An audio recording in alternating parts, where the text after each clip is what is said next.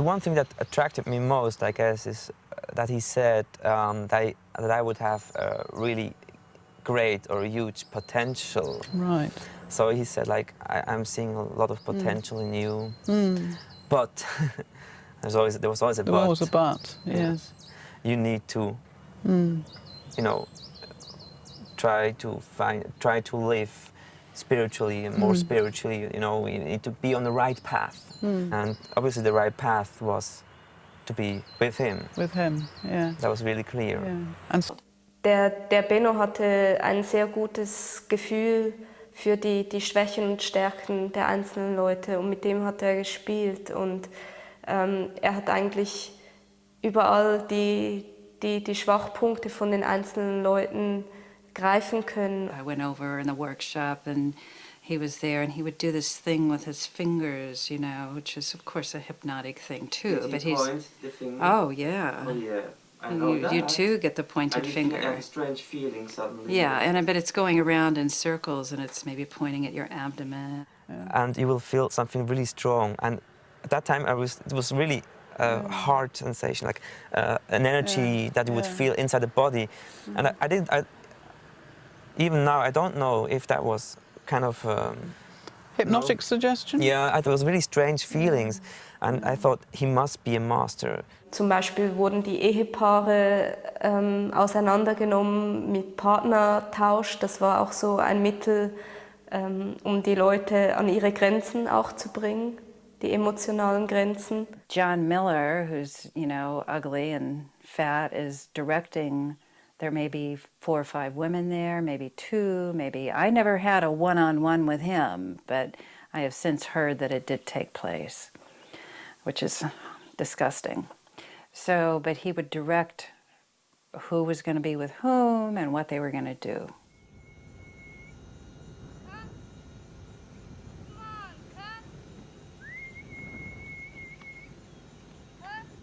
In Portugal fing das an, als ich 13 war, dass der Benno eigentlich immer mehr Aufmerksamkeit auf mich richtete, anfing mir Komplimente zu machen. Das waren so die Anfänge, das hörte nicht auf, dass er auch immer mehr das Gespräch mit mir gesucht hat. Wenn ich mich auf eine Beziehung mit ihm einlasse, dass das sozusagen für mich ein Riesensprung in der Entwicklung ist zum Frauwerden. Und damals war ich 13. Für mich war das ein wahnsinnig riesiger Kampf, weil ich empfand auch Ekel. Der Benno, der war 25 Jahre älter als ich. So he said, you need to take your life in your own hands. You need to go work, you know, earn your own money. Which essentially is not a bad advice, but of course I had to, a part of this money I have to give him as a recompensation for the seminaries, for what I was learning from him. Yeah. So were you still living at home at this point? I was still living at home. Maybe after 1 year, a friend in that group and I moved together.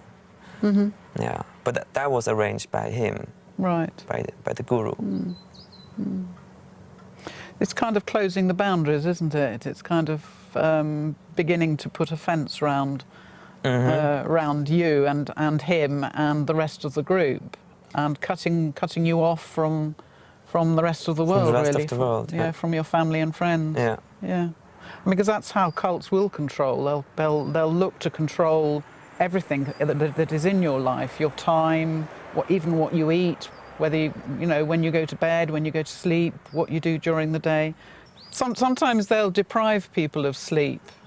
Yeah, that was later. That was later. That happened as well. Yeah. Intense seminaries, hearing him talking all night long, without sleep, go to school afterwards. So, yeah, that happened all the way at the beginning. The sleep deprivation, the confessions, the alternation of love and disdain, and the various other techniques that you find repeated in one cult after another, whether they're religious cults or political cults or psychological cults, they all seem to find their way to the same bundle of techniques. It's really important to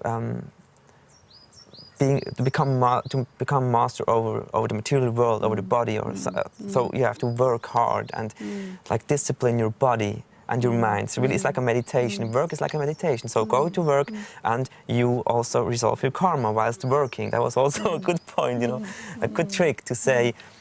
When you work and earn money, and give me that money, by the way, yes. You are gonna feel decrease better. your karma, which means decrease your guilt towards whatever, universe. So it's a win-win situation. You go work and...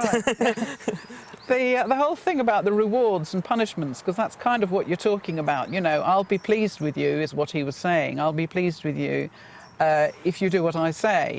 And when you, according to him, when you strayed from whatever path it was he wanted you to follow, then he would withdraw his attention. That meant that love that you felt at the beginning was actually very conditional. It was conditional on you doing what he wanted you to do.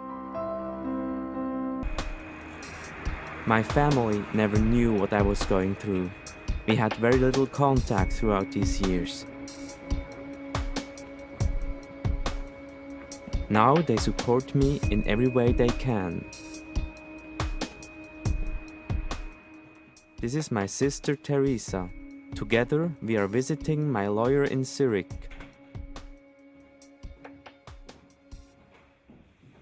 Am Anfang ist er gekommen, wo es noch relativ frisch war. Er war auch noch aufgewühlt.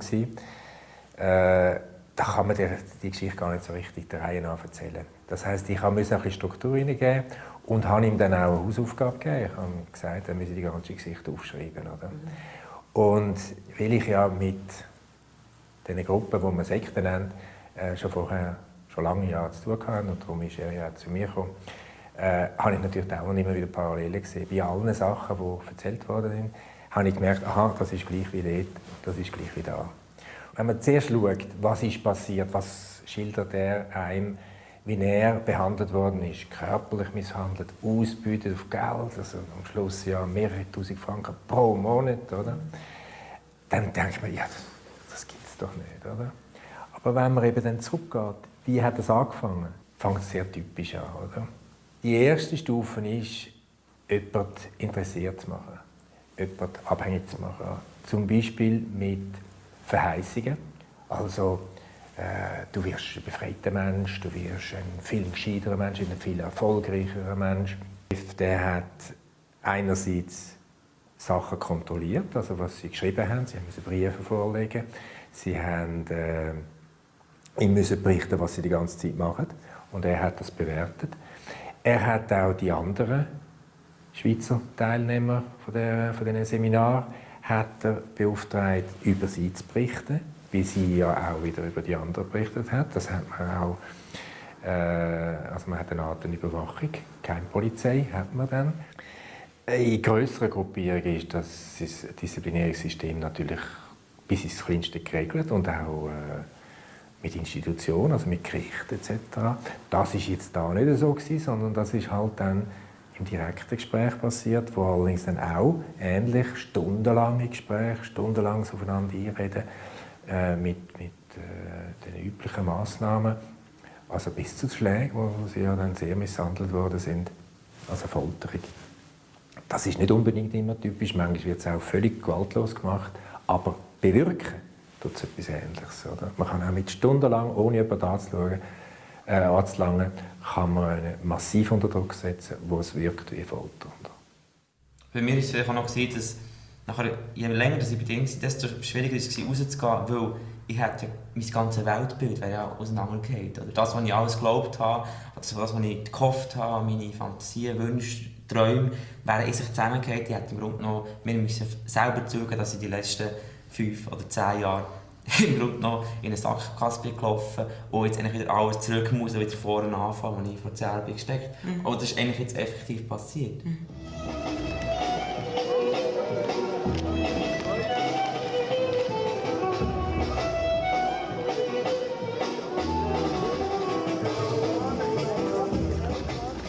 There's something very basic, too, about the way the cult sets up a culture.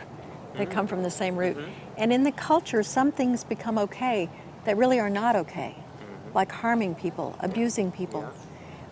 Often the leader of a cult puts himself or herself above good and evil, says, the normal rules don't apply to me. And because of that, they get away with doing things that in a normal human context would be seen as absolutely wrong. Throughout my journey, I have met some brave and wonderful people. Sharing our stories has helped me come to terms with what happened in my life. For me, there's only one thing left to do. For the first time in 3 years, I'm going back to Caen, a small town in northern France.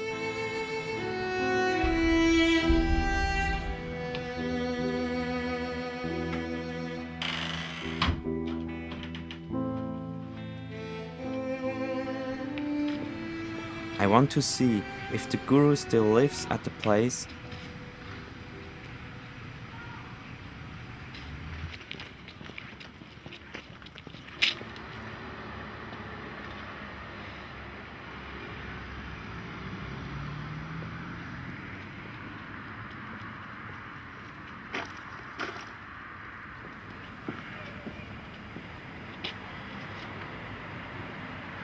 I find out he disappeared.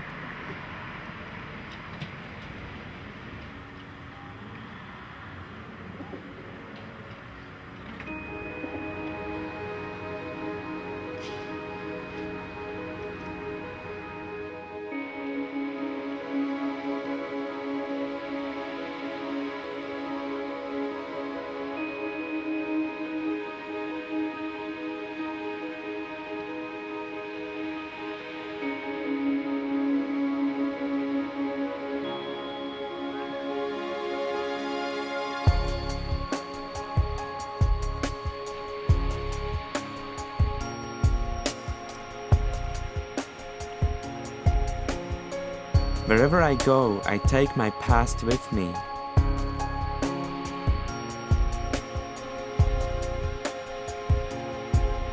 But it will not keep me from living my life.